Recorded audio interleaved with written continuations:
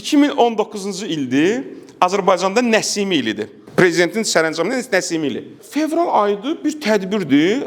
Tədbirdə 300 xanım var. Ancaq xanımlardır. Mən də o tədbirin həm moderatoruyam, həm də çıxış eləyəni idarə edirəm. Və 300 xanımın hamısı sakitləşdirmişəm. Xanımlar maşallah. Telli xanım Pənah qızını tanıyırıq da.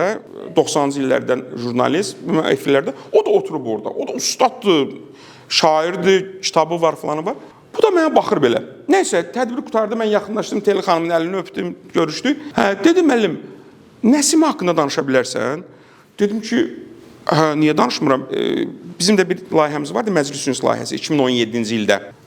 2014-dən 2017-yə qədər ASTV-də. Hər həftə mən orada olmuşdum Mənsur müəllim.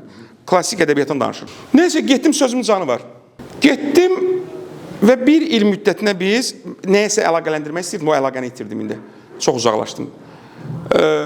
Asan danışmaqdan da söhbət edirdim, çətin olmasın. Bir il müddətinə biz Nəsimidən veriliş hazırladı orada, tək danışırdım. Sözüm canı nədir? Elə danışmalıdır ki, təlimdə. Onu demək istəyirdim. Həmin ili gördüm ki, televiziyada 3 professor əyləşib Nəsimidən danışırlar. Mən də hər həftə danışıram axı Nəsimidən. Dedim, qulaq asım, bir şey öyrənim, mən də efirdə danışım da. Sizi inandırım ki, 40 dəqiqə qulaq asım, heç də başa düşmədim. İlahi, elə çətin danışırdılar, mən başa düşmürdüm. Bu cəmaət nətər başa düşəcək?